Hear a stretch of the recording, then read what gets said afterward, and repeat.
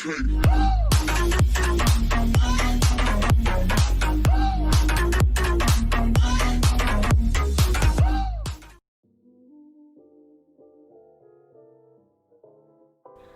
guys, I know I'm kind of a bit late into the bandwagon here, but hey, what is up? It's your boy Grappler Senpai here, and I'm here with my first review, pretty much my first review.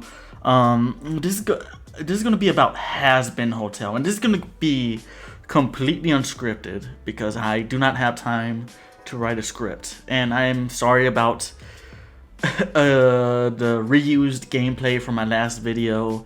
It's because, like I said, I don't have time. I have 5 roommates. I have a full-time job. But you know what?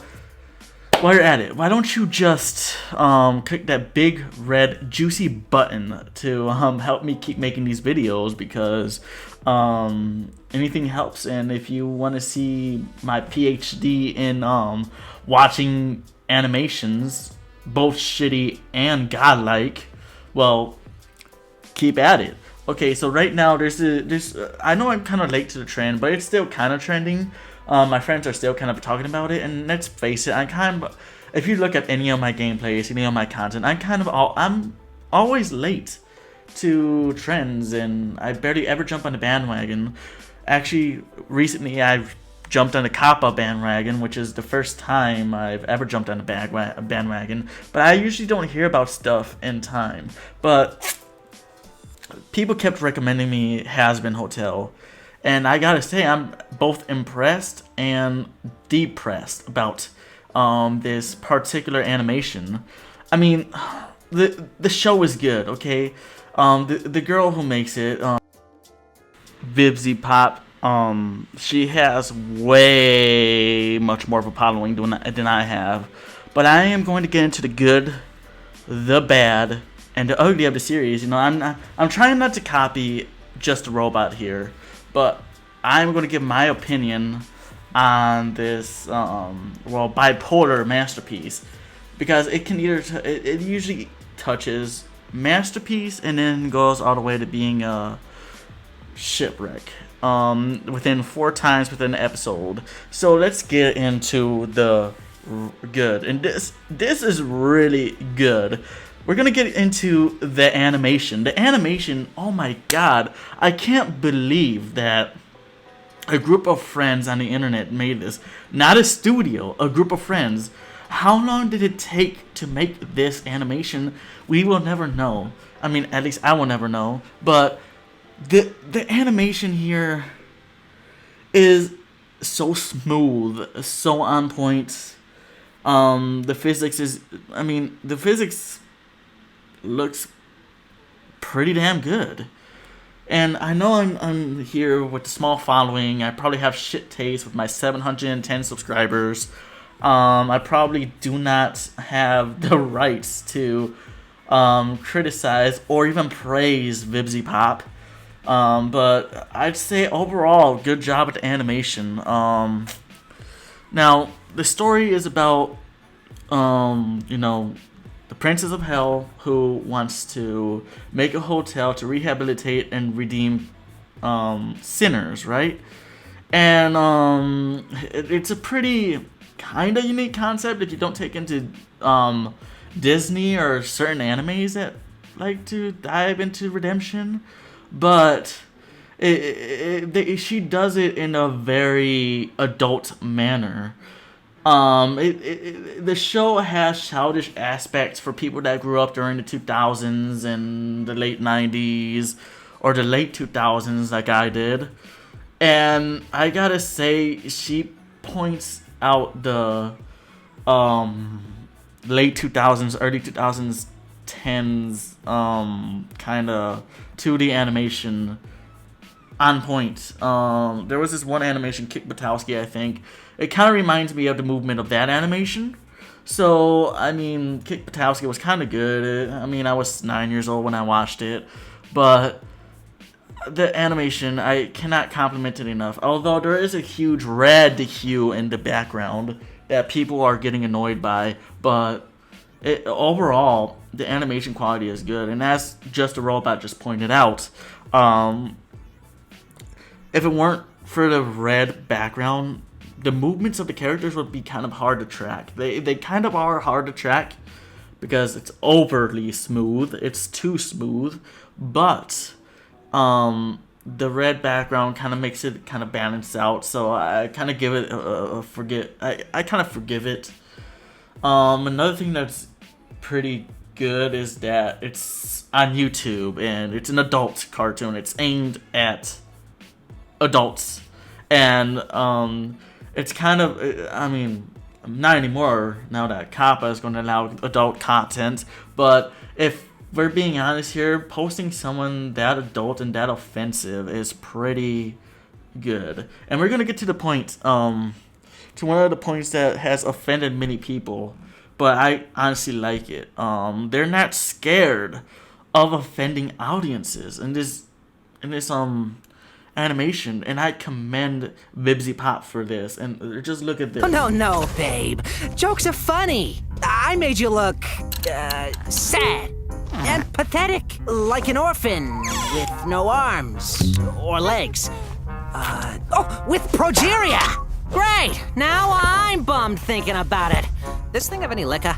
Can you please just try to take this seriously? Fine, I'll try. Just don't get your taco in a twist, baby. Was that you trying to be sexist or racist? Whatever pisses you off more. Look, I'm not one to endorse inappropriate content, but this is what brought me in. I usually do not watch animations of this type, but this really got me synced in. The fact that Vibsy Pop is not afraid of offending audiences just proves a point. Dude, thank you. But we have to take into account that people that are getting offended by this is they're not taking into consideration that that's the point of this animation. So if you got offended by that clip, please just click off the video. I don't freaking care.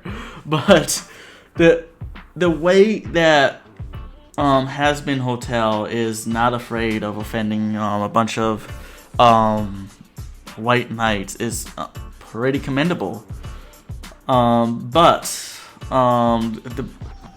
the thing, and I'm just gonna get into the bad. The thing that I'm just gonna briefly get into the bad, okay? The thing that really reeks this show is overused jokes. You know, like the way that they tone down deaths in the comedic manner is kind of overused in this kind of animation, and I honestly don't like it. I don't know about you, but I honestly thought I was gonna click off the video out of instinct after seeing some of these clips where these people die pretty damn easy.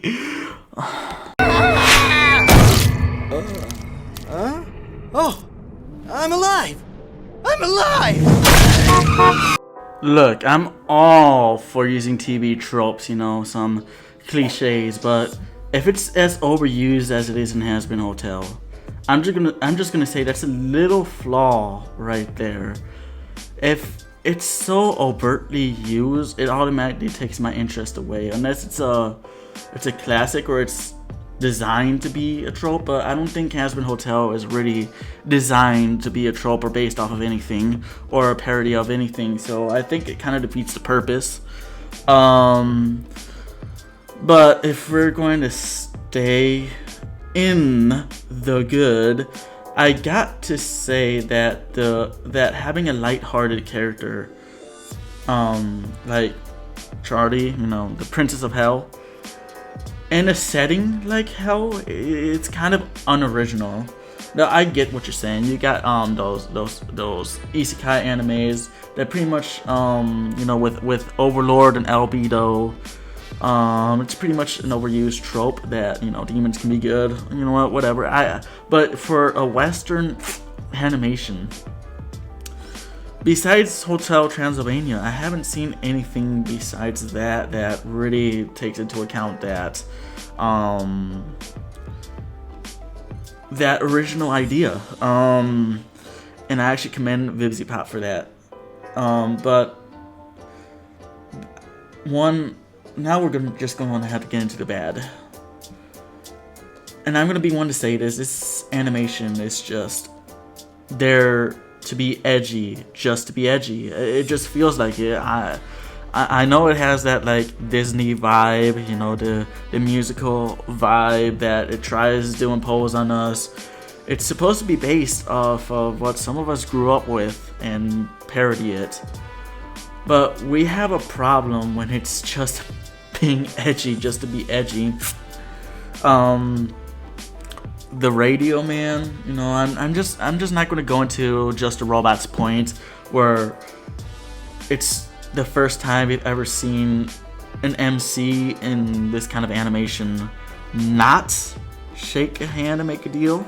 But I am going to go into the point that a lot of the characters are there just to be edgy. I mean, I have no, you know me, you know, if you watch my channel, you know I do not care if something's offensive, even overtly offensive. But if it's just edgy just to be edgy, I just tend to stay away from it, except if it's stuff like Akame ga Kill or stuff like that, you know, edgy anime that's has kind of a cult following till this day.